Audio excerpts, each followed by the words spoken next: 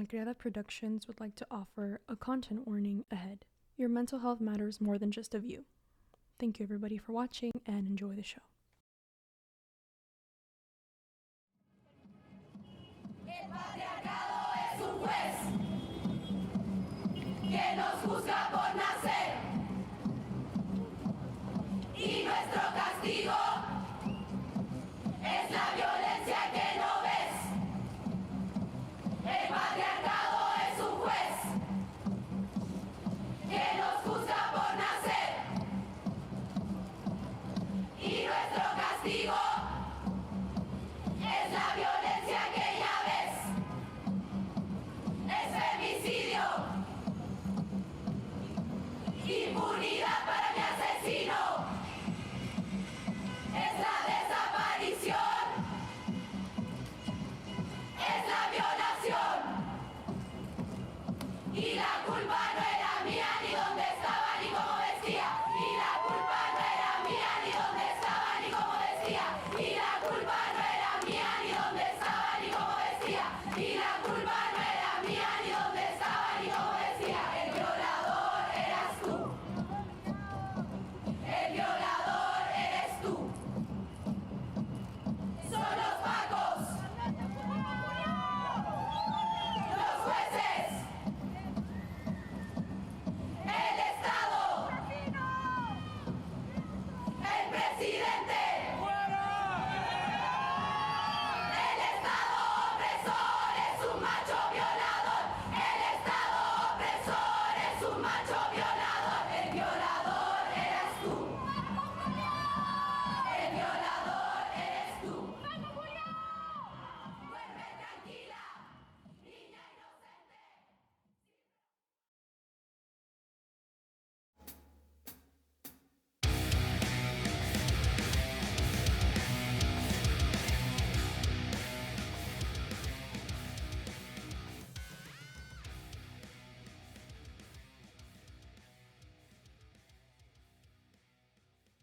Hello everybody, welcome back to another episode of Malcriada, Thoughts of a Girl in a Sick World. And what a sick world it is indeed.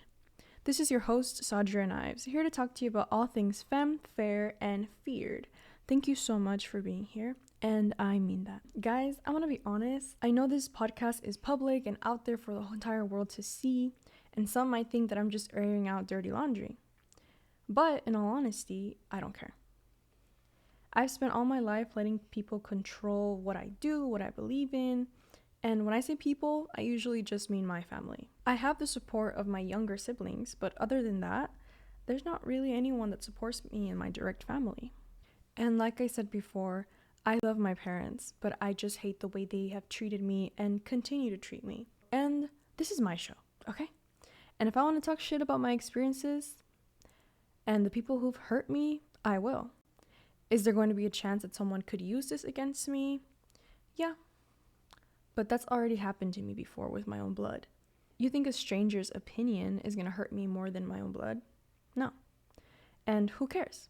If someone tells me that my essay was no big deal or whatever, it doesn't matter if I at least helped one person feel seen and validated. Because at the end of the day, I'm making a podcast to document my life. Who better to tell my story than myself? And if it helps others, great, amazing even. So, with that being said, today's episode is Tóxicos and Abusers. What's the difference? Is there a difference? Is there hope for machistas? We'll find out. Also, if you see me looking across the screen, it's because I have a script. I made a full script for you guys for the sake of time and efficiency. So all these things are just my thoughts, just polished and better. So I will still definitely have unscripted episodes, so that's what Malcriadas with ADHD is for. But just for the sake of flow and consistency, I'm going to start scripting my episodes from now on. I hope you guys enjoy it and still love me. But yeah, let's talk about stuff. First, I'm going to talk about the romanticization of unhealthy relationships in Latin America through media and personal influence. Next, I'll cover the definitions of the topic. And lastly, I'll hit y'all with some of my lore and my final thoughts. So let's get started. First up, the romanticization of unhealthy relationships in media, TV, pop culture, and politics. Most of us, if not all, grew up watching novelas. And the thing about novelas is most, if not all of them, show really dated cliches and stereotypes. The guy rescues the girl somehow, always. The ugly girl is now hot. The fat girl is now skinny. The rich guy gets with the poor girl because she's just so different. You see where I'm going with this? And yes, the point of these novelas is to entertain people with dramatic plot lines with twists and turns. But as kids, we don't really get that explained to us. We are just told, es de mentirita, no te preocupes, tú ve tu show. Mira qué bonita. Mira, right? But that's pretty much it. As kids, we aspire a love that intense because everyone keeps watching it, dedicating time to it, and pretty much praising it. So this must be good, right? It doesn't matter that they slap each other around or that the female lead is constantly being slut-shamed, embarrassed, and physically hurt. No, not at all. Because at the end of the day, these are spectacles that are based on reality. And our reality is full of toxic, abusive people. And then there's the people who think that we can still have these fairy tales with the materials we're giving somehow. Before we move on, a little disclaimer. I don't mean to cancel or condemn any of these novelas at all. I love them. Teresa was a big staple in my life. And Abismo de Pasión, Al Diablo con los Guapos, Perro Amor, Mañana es para siempre. I've seen a lot of novelas. And like I said, they're just a reflection of the times. And I'd much rather only see these stereotypes portrayed in fiction than in real life. But as of now, we have utopian fiction and a dystopian reality. So, womp womp! I'd like to see an immediate shift, but I am just a little teenage 22-year-old girl. Anyways, disclaimer over. I don't mean to condemn them or praise them. I'm just talking about them and seeing how everything intertwines with each other. I can like these characters, their impact, and still recognize the ugly in these shows. But as a little tween, as a teenager, hell no. I wanted my millionaire boyfriend to rescue me from my broken home. I wanted to be at the altar and have my ex-lover pull up in a white horse with a gun pointed at my fiance and for him to be like, get on, Pookie, or I'll kill your groom to be. Like, you like me, like, what? I wanted the drama, the suspense, the adrenaline, the goosebumps, everything. And so did all my friends. Which is what brings me to the next point, pop culture. Even now, with the revival of Teresa's popularity, we see her influence as the femme fatale archetype, which is what I try to recreate today a little bit with the makeup, but I think I'm just giving like 1930s girly. Anyways, femme fatale, man-eater. But there are other archetypes, such as the humble poor girl who gets the rich man because she's not like the other girls, like I mentioned before.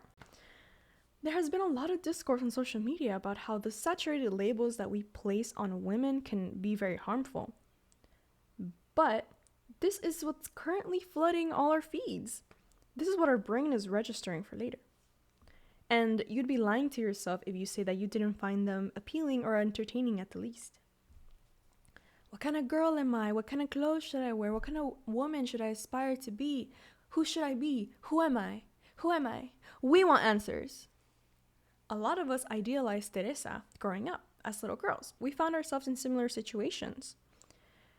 Think about it. I'm smart, I'm ambitious, but I don't come from money. So my options are work in something I don't like until I might maybe get a shot at doing something I do like one day, perhaps, or marry rich. I'm sure a lot of us could relate. However, we don't remember or even seem to recognize all the trauma and abuse Teresa endures throughout the entire novela. Spoilers, by the way, but if you're watching this, you probably already watched it. Anyways, yes, she had questionable motives, but she was constantly being harassed. Her professor married her. Like, the power dynamic with that is insane. And then later he tries to R her after he finds out about everything, right? Yet Teresa is still seen as the villain. And still, 10 years post the release date, we still want her life.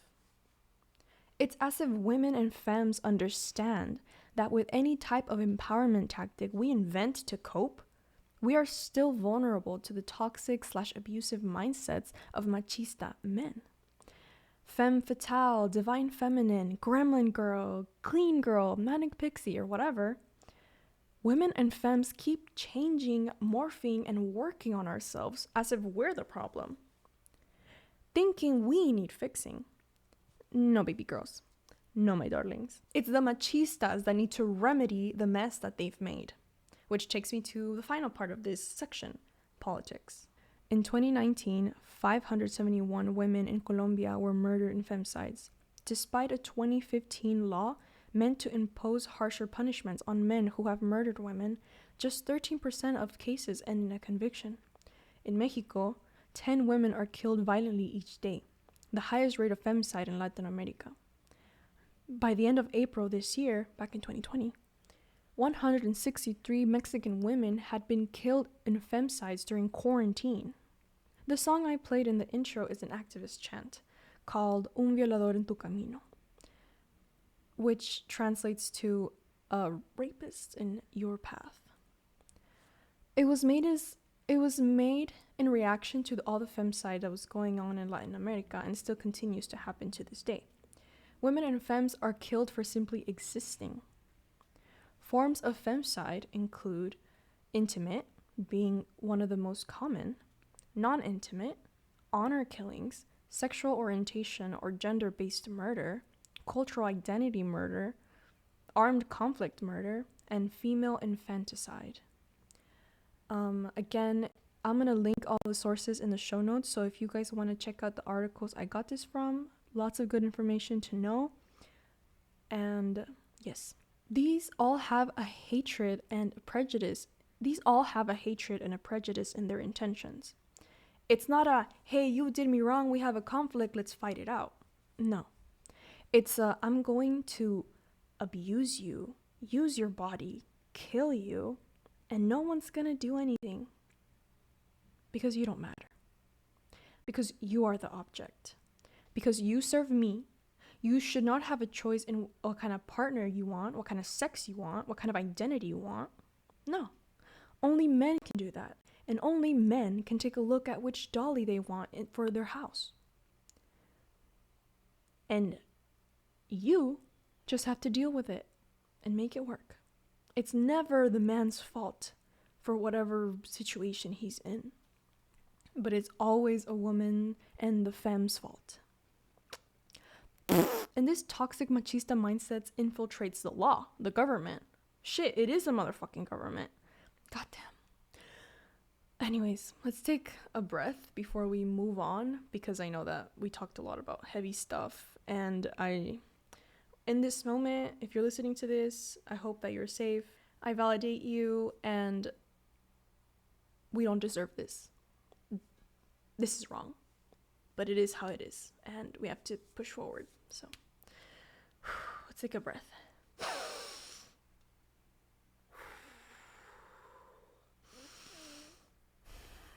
Anime boys with white hair. There's good in the world. Okay, moving on. Okay, so we covered TV, we covered pop culture, and we covered politics. Pretty much all the external influences that we can get, right? But what about the day-to-day? The people you live with, the people you see at school, the people you hang out with. Let's jump into the romanticization of unhealthy relationships through personal influences. Now, I'm speaking from personal experience, but I reckon that if the hashtag immigrant parents be like, or anything of the sort, is trending with lots and lots of familiar scenarios, then I think it's safe to say most Latinas can relate to parents in a traditional Catholic marriage based on toxic/abusive standards. You see your dad provide and your mom manages the rest. Then there's your siblings. Maybe you have none, but as a girl or a femme, in the case you have brothers, they will be treated with more care and respect.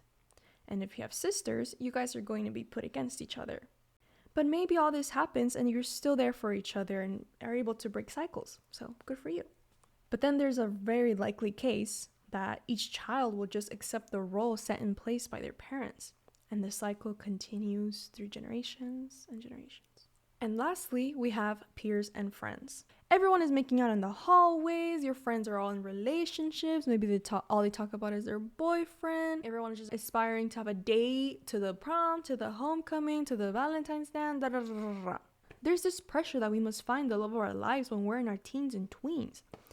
And then you grow together. Or else, your love is just not as powerful as the couple who did do that. Your love isn't as valid as theirs. Not to mention all the boys in fucking primary school and secondary school are just allowed to do whatever they want. They're allowed to harass us. And they just get what? ISS? They might not even get ISS. Chinguen a su madre, putos. Hate y'all. These influences have changed our minds forever, forcing many of us into romanticizing abuse and toxic relationships. But because that's all that's available to us. Modern capitalistic patriarchal systems provide a false sense of choice for women and femmes in the dating scene. In the sense that if we buy the right archetype, look right, act right, smell right, we get all the stuff, wash our pussies with it, shape everything, and just are the perfect little product, little doll, little thing, then we can buy our way out of oppression. But what we need to remember is that capitalism, patriarchy, and white supremacy is the manifestation of oppression, is the manifestation of hatred, is a manifestation of evil, and re-indigenization is the remedy. And just as a little disclaimer, once again, I'm not hating on any of the cores and aesthetics that are popping on our For You page. I have a lot of fun with that, and girlies are slaying. But I'm trying to find a reason as to why they exist and how they're being used. I hope y'all like dissecting these kind of things as much as I do with me. So, okay, moving on to the definitions. Source, Oxford Languages. Let's go. Abuse. Noun, cruel and violent treatment of a person or animal. Cruel. Adjective, willfully causing pain or suffering to others or feeling no concern about it. Toxic. Adjective, poisonous, very harmful or unpleasant in a pervasive or insidious way. Tóxico. Noun, slang. It refers to a person who is emotionally manipulative, possessive, controlling, or causes harm to others in their relationships. According to WebMD, a toxic person is anyone whose behavior adds negativity and upset to your life. Many times, people who are toxic are dealing with their own stresses and trauma. To do this, they act in ways that don't present them in the best light and usually upset others along the way. With all that being said, here are my thoughts. All abusers are tóxicos, but not all tóxicos are abusers. However, tóxicos are on a path to become abusers if they do not apply change after almost immediately once they hurt or disrespected your feelings. Only you can decide how many times it's going to take to make the right choice for yourself, though. I also want to say that these gray areas suck and just add on to our guilt and shame, because I want to say fuck him. The minute he fucking does something wrong, leave, because you don't deserve that, because there's so many people in the world, because you are a human. You get to experience life and pleasures and everything with other humans. That's your right. You don't owe anyone, man or woman, any pronouns. You don't owe them anything. Part of the shame and guilt that we feel because we want to leave and find something better is because this guilt is fabricated. It's built in already. You're programmed to feel like this. You're programmed to react with empathy and love always to men because that's just what we're taught. Versus them, they're not taught that unless they have been taught that somehow, which is why I'm making this video, to include all types of people, but also call out horrible, toxic, abusive people. I wish I could say that there was a one-size-fits-all answer for me to say, hey, if they do this, for sure, leave, baby girl. But you wouldn't listen, would you? Because if you had, it would have worked by now. Instead, all I can offer is what I've learned, and hopefully you feel a little seen and a little bit stronger to do what's best for you. And I'd love to say that I have all the answers, but all I have is experience. Which brings me to the inspiration for these past 2 episodes, los tóxicos y abusadores in my life. Firstly, my dad. He wanted sons. He kept forcing my mom to keep getting pregnant to have more boys after my mom had already had my older brother and sister. To his disappointment, I was born with a vagina. Instead, I was daddy's little tomboy. Spoiled brat, according to my mom. I was a malcriada who got away with everything as long as my dad was around. Well, that changed when he left. I grew with my mom and gained a mind of my own. When I say that, I mean, like, my dad is just like the most like machista guy you can think of behind closed doors, as all guys are sometimes, and then sometimes they just whip it out like they're little dirty dicks. And I remember finding an old diary when I was a little kid, and back when I lived in Laredo, which is where I first lived here in the US. And it was a picture of my dad, like, and my mom like back to back, and they were angry. And my dad was just like, he was a little stick figure, and he was just had money, and he had an angry face. And then my mom was facing the other way, sweeping, and she just had tears down her face. Like, I was 5, 6, and I was recording. I was doing that. Like, that's what I was expressing. And honestly, I ate because that is still true to this day. Period. Yeah. Like, my dad is just a shitty person. He fucking left. And you know why he left? My mom and my dad have a very toxic relationship, toxic and abusive relationship. And there's a huge power dynamic because they both ran away from home, but he's 6 years older than her. And there's some things that happened which I won't get that much into, but the power dynamic is there, and he always just used her and stayed with her because she was a quote-unquote ride or die. She would always work. She would always stay with my dad, regardless if he was poor, regardless if he had money. With her, if it wasn't for her, I don't think he would have been able to, like, have the kind of success that he has today. And yeah, but he left us because him and my mom were having like relationship issues, and he left with his other woman from his past. And he immediately had 4 kids, like immediately had 4 kids with them.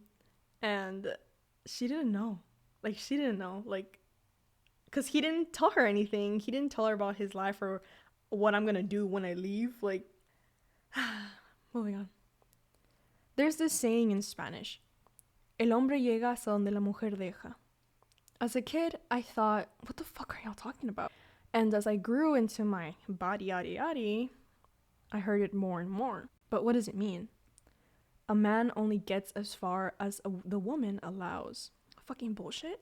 Just excuse every rape ever. Excuse everything that a man has ever done ever. Damn, like, fuck.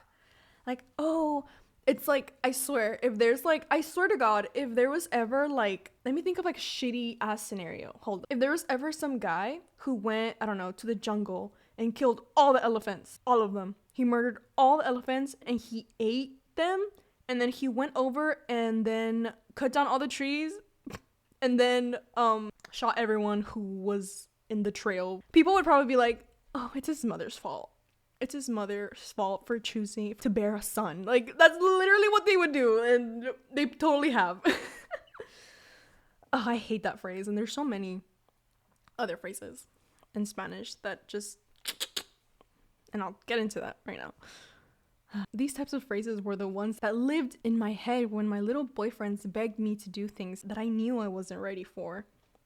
Because if I didn't do any of these things, I know that they could just go get someone else to do them, and I'm disposable to them as a girl.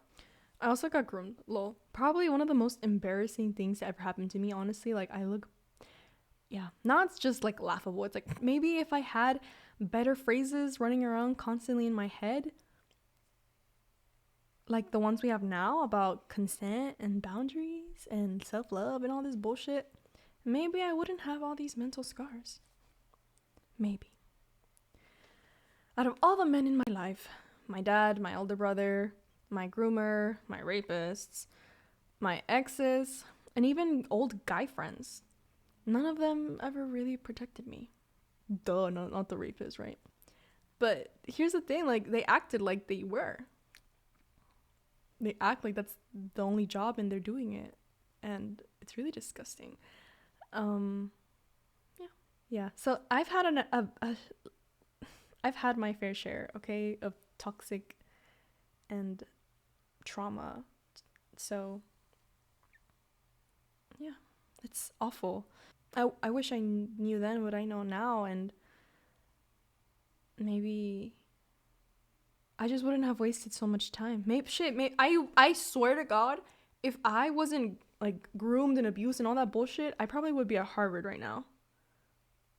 I was gonna apply to Harvard, but I chickened out because I was like, nah, I'm not gonna make it. Because I was giving my time to like dusties.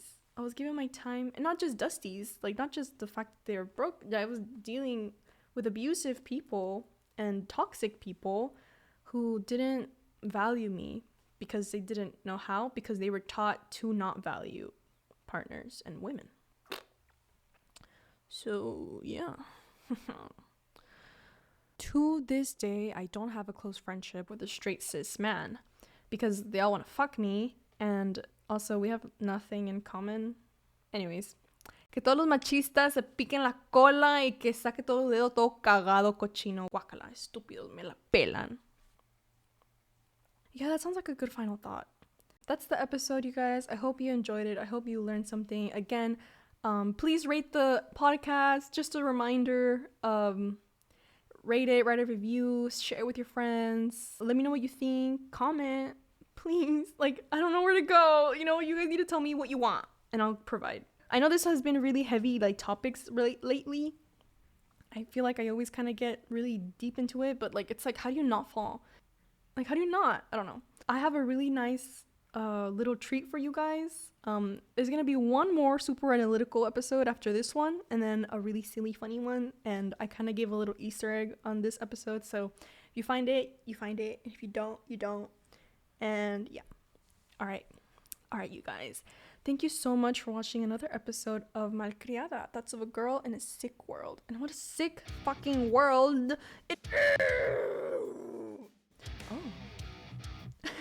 This was your host, Sadria Knives, signing off.